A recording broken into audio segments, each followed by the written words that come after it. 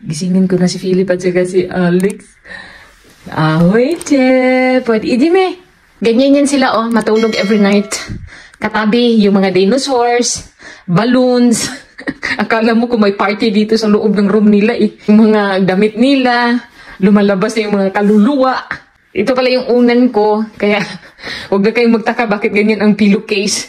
Galing to kay Dakdak, yung binigay niya. Sayang naman, hindi ko gamitin. Nagkamali siya ng bigay sa akin, basta anak niya yan. Parang may bata kaming babae eh. Philip ba, tamad talaga mag-aral. Gusto pa niya matulog. Ayan, ihatid ko na sila sa school. Grabe today. 0 degree. Kaso nga lang, may hangin. Kaya malamig. Philip ko! Ano na nangyari sa'yo, Philip? Tina, Philip! Ha? Kuya Alex ko, Nini ha? Velmisle. Magreklamo na naman to si Philip mamaya na malamig. Kapag may bike na sila ay, nako, always akong maiwan. Kailangan ko na namang tumakbo. Dahil natatakot ako ba, maraming sasakyan. Ay! Mutukar na naman tong nervyos ko. Ay, nag-racing na silang dalawa. Ay, hinihingal ako sa nakatakbo. Every morning to, nakapag-exercise na ako. Kailangan ko talagang habulin si Philip. Minsan kasi, bigla siyang matumba ba. Ayun, kapag tinatawag ko si Philip, mabilis naman yung pagtakbo ng kanyang bike. Ay, nako. Dito kami dadaan sa school ni Kuya Alex. Bis, mami. Bless. Posluka sa chitel ka, ha? Don't disturb your classmates. Dobre? Ano? Always ko yan siyang nire-remind. Taw. Baka makalimutan niya pa. Yun pa naman ang comment ng teacher sa kanya. Before yun, na disturbo daw siya sa mga classmate niya. Namimimize naman niya yung ugaling ganun. Mga Mars, yung ilong ko pala lumalaki na. Dahil hinihingal ako. Thank you Lord, nandito na kami sa loob ng kindergarten. Schoolie? Philip ko, gije. Ang sweet naman. Bihisan ko lang siya. Hindi pala bihisan ko rin. Andalin itong mga jacket niya ba? Isa na! Mamaya pala, mag-bake ako ng cake ba? Hindi ako makapag-vlog mamaya sa labas dahil sobrang lakas ng hangin. Then yung kamay ko, naninigas na. Parang bato ba? Pwede na isang pala. Ihatid ko lang siya sa itaas. Ayan oh. Putskay ba? Always niyang pinapakita sa akin ang dinosaur dito oh. Pero sobrang mahal naman. Niya Philip ko. No. Hindi mejor eh. Prosim. Uuwi na ako. Hanggang doon lang ako sa hagdanan. Nagpaalam na lang ako sa teacher na uuwi na ako. Sobrang lamig pa naman. Ay, naku Lord. Okay lang ang winter. Basta wala lang ang hangin ba. Masakit sa mga balat, kahit sa mukha ba. Yung balat ko na kasing kapal ng bato, naging manipis na. At naninigas. Dahil sa hangin. Buti sana kung ang hangin na ito nagdala ng milyones. Nandito na po ako sa bahay. Cake, di ba sabi ko sa inyo kanina, mag-bake ako ng cake. Halo ko lang itong mga ingredients na prepare ko na. Kaysa bibili pa ako ng cake. Para ito sa Valentine's Day. Ay! Happy Valentine's Day sa walang mga date dyan. Katulad ko. Taken na po ako. Hindi na kailangan mag-date-date. Pasensya na kayo ha kasi may kudigo ako ba every time na mag-bake ako ng cake. May na-discovered ako. I think, same lang ito sa nagawa ko dati ba na moist chocolate cake. Hinahaluan ko ng coffee. Sekreto daw ito, boiling water with coffee. Ito yung pang-last. I-try nyo nga kung mag-bake kayo ng cake. Para sa akin ha, totoo naman, maraming cake na ang na-bake ko. Pero itong proseso sa paggawa ng cake ng ganito, moist talaga. Ito pa naman 1/2 cup of oil. Parang runny ang texture. Pero ang kalabasan nito, masarap. Kapag nagbe-bake ako ng cake, ina-adjust ko talaga yung sugar. At saka yung oil. Ayan oh. I-bake ko lang ito sa 175 degrees into 35 minutes. And isunod ko din ito sa pag-bake ang chicken na walang breast. No, 2 days ago na to ba? Hindi ko pa siya naluto. Hindi ko kasi yung Valentine's Day.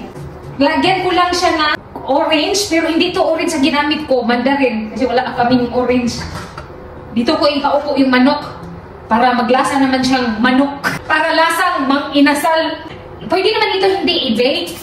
Doon sa kawali lang. Since na nag-bake ako ng cake, so lubus-lubusin ko na lang paggamit ng oven. Then lagyan ko lang din ng onion. Para mas mabango ba. Simpleng luto lang ito. Ayan oh. Sabi ko nga sa inyo eh, wala ng breast. Itong manok na to nagkaroon ng breast cancer. Maglagay din ako ng potato dito sa gilid ng manok. Para hindi masayang yung sa pag-bake ba. Alam niyo ba na sa akin na part ha, ay hindi ako master sa pag-bake ng cake. Nahihirapan ako sa frosting. Always palpak. Yung sa mga pagdi-design. Pero sa paggawa ng cake, madali na lang para sa akin. Pero noong una talaga, many times nasunog. 3 beses ata yun, hilaw. Ang sa gitna.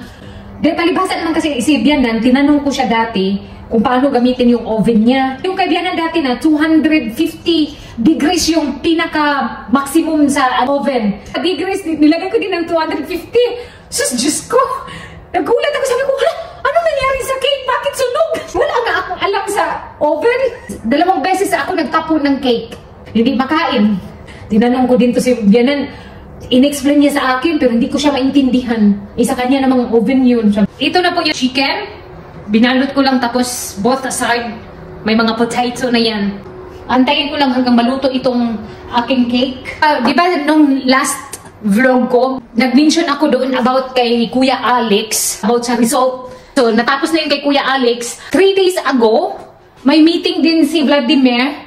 Kay Philip naman, ang resulta, parang naguguluhan si Philip doon sa tanong na, where do you live? Yung ganon, doon hindi niya nasagot yun. At saka nakalimutan ni Philip yung pangalan ng kanyang daddy. Pero yung pangalan ko, hindi niya nakalimutan, thank you Lord. Nalito lang siguro si Philip ba, sa tanong ng teacher niya. The way ako magsalita sa kanya, nag-mix ako. Common sense na lang ba dahil nakita ko sa reaction niya. Hindi niya diniretso sa akin ha. Hilig kasi ako mag-observe. Lalong-lalo na sa reaction ng isang tao. Tinitignan ko yan sa face reaction. Gumaganon talaga siya sa akin oh. Kung mag-talk ka kay Philip at saka kay Alex, huwag kang mag-mix. Sa isang sentence, nag-mix ka ng English at saka Slovak. Lalong mag-confuse yung mga anak natin.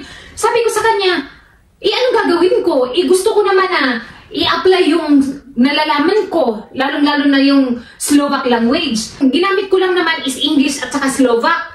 Sabi niya, tignan mo ngayon, may hindi na sagot si Philip. Si Vladimir ba, may pagka-perfectionist ang dating niya. Ayaw niyang aminin sa akin. Nagulang na lang, sabihin niya sa akin, kasalanan mo ang lahat ng ito eh. Kaya yung mga anak natin, nalilito na sila. Hindi niya diniretso sa akin, pero parang sinisisi niya ako sa lahat na nangyari, lalong-lalo na yung sa mga anak namin. Binabaliwala ko na lang. Then, sabi ko sa kanya, anong gagawin ko? Kailangan ko ding matuto. Palibhasa naman kasi hindi mo ako tinuturuan. Hindi ka tumutulong sa akin. Ilang beses na ako humihingi ng tulong sa'yo. Naturuan mo ako ng Slovak. Always mong sinasabi sa akin, busy ako. Nag-build ako ng house. Acceptable yun. Pero, tanggapin mo din kung ano yung pananalita ko. Dahil, wala namang nagtuturo sa akin.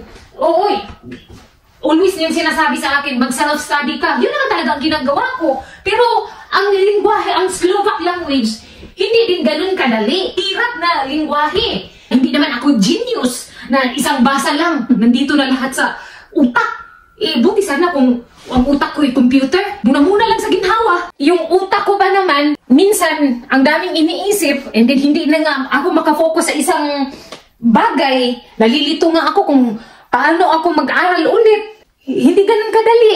Ang iniisip niya parati, na mas madali lang, mag-focus lang ba? Hindi na lang ako umiimik para wala ng gulo. Magbasa si Vladimir ng storybook, dapat nandun kay Philip at saka kay Alex. Yun ang advice ng teacher. Yun lang naman ang nakalimutan ni Philip. Next year, iwan ko kung kinder 2 na ba yan siya. Iwan ko na lang, kung ano talagang mangyayari nito. Wala naman akong magagawa dahil nangyari na. Mahirap din talaga sa part ko. Yung mga ganitong bagay ba, pero kakayanin ko. Alam ko, subok lang to ba? Palagpasan din namin to at kailangan ko na talagang mag-focus sa self-study ng lingwahe nila. Sobrang hirap kasi ng Slovak language. Itong cake ko, luto na siguro to. Akala ko malamig ang oven. Mainit pala. Ay, basa pa. Hindi pa luto. Dagdagan ko pa siya ng 15 minutes. Mamaya ko natulagyan ng frosting. Good luck nyo ako sa frosting na to kasi wala akong hand mixer. Magkadimao kaya to? Bahala na eh. Ayun na nga, sa madaling salita, ako yung sinisisi ni Vladimir kung bakit nagkaganon na si Philip na naging confused siya sa tanong ng teacher. Talagay ko, hindi naintindihan ni Philip yung tanong ng teacher. Ito na po yung cake na nabake ko kanina. Then nilagyan ko na siya ng design. Ang pagka-slice ko, hindi straight, slanting. Tindihan nyo na ha. Nung nag-cut ako nito, tulog ako eh. Kaya itong frosting na ito, hindi yan ang gusto kong mangyari eh. Okay lang yan. Ang importante, may cake ako sa Valentine's Day. Humihingi na sila ng cake. Wala pang isang oras kung nilagay yan sa fridge. Nie, Na! tutaj na niedzieli. To jest Dumating si Kuya Alex galing sa school. Ito kaagad ang hinihingi niya. to jest tutaj. Hapon pa to siya eh. Ipantayin na natin to, be. Nakaabang talaga silang dalawa. Happy Valentine's Day, everyone! Happy birthday! Ayan na ang aking cake, oh. Wala, okay naman, di ba? Yung feeling sa loob, oh. Manipis. Kuya Philip, is it yummy? Prosim? Delicious. Ako po ba siya, mamay? Dziękuję, mami. Nizat. Ako po ba kuya? Nakadalawang slice na sila. Masarap daw. Unexpected yan ha. Nainis ako dyan sa frosting na yan eh. Alam ko yung cake, masarap talaga. Tapos katamtaman lang ang tamis ba. Tikman ko nga tong cake na to. Kasi sabi nila, Alex, masarap daw. Pero iwan ko lang si Vladimir mamaya.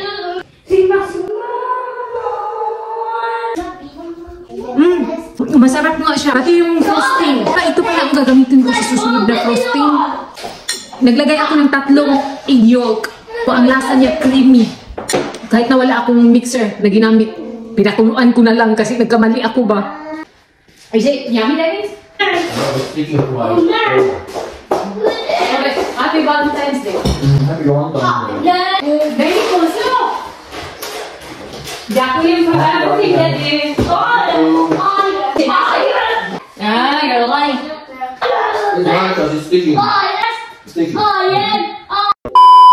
Si Alex, masakit daw ang kanyang ulo, may lagnat siya. Kaninang umaga, nagsuka. Ganito siya kapag may lagnat. Habang lumalaki siya ba, ganito ang sitwasyon niya. Kapag may lagnat siya, hindi niya maiwasan, sumusuka. Masakit daw ulo niya. Mabuti na lang, may Vicks ako. Kunti na lang to, oh. Then expired na, itong 2024, mataas yung lagnat niya. Hindi pa namin siya pwedeng bigyan ng Paralen. Dahil, 37 pa lang. Umiiyak na siya, masakit daw ulo niya. Nag-iba yung kanyang immune system. Hindi siya ganito dati eh. Si Vladimir, hindi na pumasok sa trabaho. Baka daw kasi dalhin niya to sa doktor mamaya. Buli? Totoo? Wag man si Kuya. At least ngayon, nagsasabi na siya kung ano yung masakit. Titos, titas, prosim. Pray for me. Tak. Papa Jesus will heal you. Ganyan din ang prayer niya. Kasi yan ang sinasabi ko sa kanya always, na dapat mag-pray kay Papa Jesus. Na pagalingin ka. Ang hirap talaga kapag magsakit ang bata, no? Kung pwede ba, ako na lang. 37.3. Nagsuka na naman siya, oh. Okay na. Ito na po ang update kay Kuya Alex. Kanina pala, nakatulog siya ng few minutes lang, then gumising na naman. Wala siyang kain. Kanina tumawag si Vladimir sa doktor. Then ang sabi ng doktor, obserbahan muna daw namin kasi nagsuka siya ng puro lang tubig.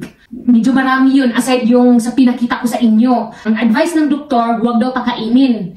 Painumin lang ng tubig, dapat 5 kutsara lang ang maximum. Mamaya siguro, kung bababa yung lagnat niya, saka pa namin to pakainin. Kaya binabantayan namin siya. Every time na umuubo siya, gusto niyang sumuka ba? Pasintabi sa kumakain. Nakakalungkot tuwing sasapit ang Valentine's Day. Ito ang nangyayari kay Kuya Alex.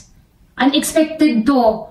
Last year, may upload ako, sumuka siya ng dugo. Ngayon naman, yun, puro lang laway ang sinuka niya. Mabuti na lang, hindi ko tinapos yung vlog ko kahapon. May naisip ako kahapon ba, regarding doon sa vlog nga namin ni Kuya Alex, nung nagkasakit siya sa mismong Valentine's Day. No, ito, nangyari na naman ulit. Nagpapasalamat din ako kay God dahil kahapon, okay pa yung katawan niya. Tapos nakakain pa siya nung ginawa kong Valentine's Day cake. Kaya at least nakapag-advance celebrate kami ng Valentine's Day. Yun lang naman ang request niya chocolate cake. Lord, wag na lang sanang madala to siya sa hospital. Magiging okay lang sana ang lahat, Lord. Parang awa mo na. Nandito pala si Philip. Galing siya kindergarten, sinundo ng kanyang daddy. Bihisan ko lang siya. Then patulugin ko. Asa na yung batang yun, oy? Nandito siya. Yung daddy niya, pumunta ng post office. Happy Valentine's. Happy birthday. Happy Valentine's Day. Huy, Valentine's Day. Valentine's Day. Ay, ang bot, di, piko, nagdila, di. May regalo pala siya sa akin. Galing daw to ng kindergarten. Binigay niya sa akin ba? Siya ang nagupit dito ba? Ito prima mo? Ano? Oh. Happy Valentine's Day. Happy Valentine's Day. Ay, wala. Wala na kadimaong, Philip. Ingiti na lang natin tong lungkot na nararamdaman natin sa araw na ito. Lord, pwede mo ba i-escape yung Happy Valentine's Day? Ganyan talaga, no? Ay, hindi natin hawak ang mga pangyayari. Kaya tanggapin ang katotohanan na ganito talaga ang buhay. Lalong-lalo na kay Kuya Alex. Umiiyak pa naman si Kuya Alex doon sa room. Ayaw niya magpaiwan ba?